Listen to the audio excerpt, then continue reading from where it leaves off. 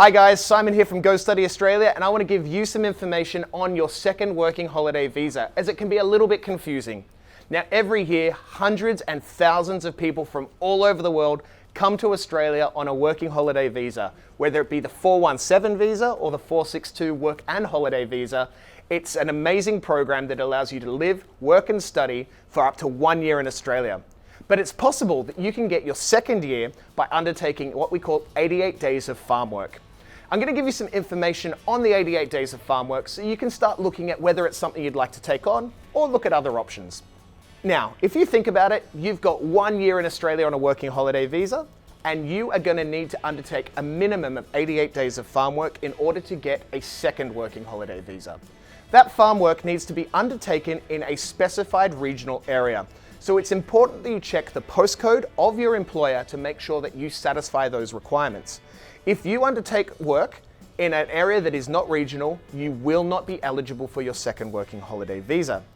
Also, if you undertake work in a job that is not approved, you will not be eligible.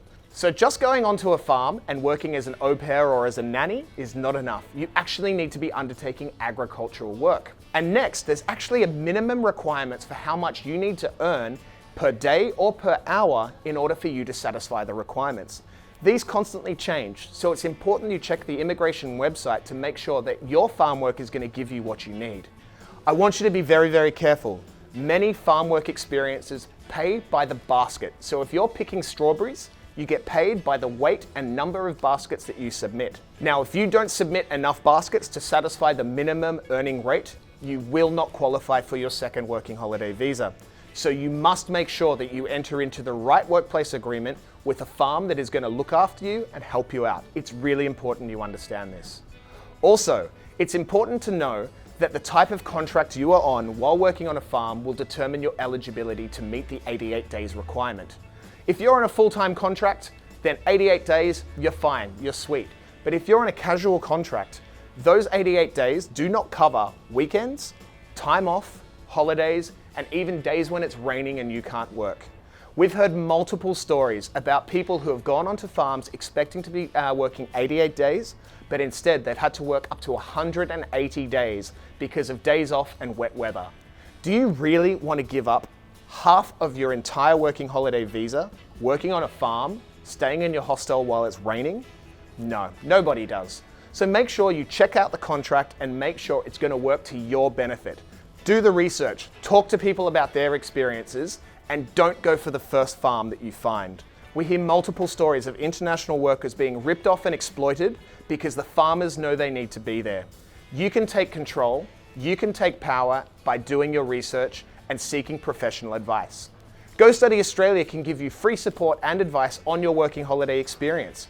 We actually have a ton of free guidebooks and resources that can help you find the right farms and help you find what to look for when negotiating your contract. If farm work's not for you and you don't want to spend this time on a regional area, not a problem. You can take on a student visa. It's actually what we specialize in.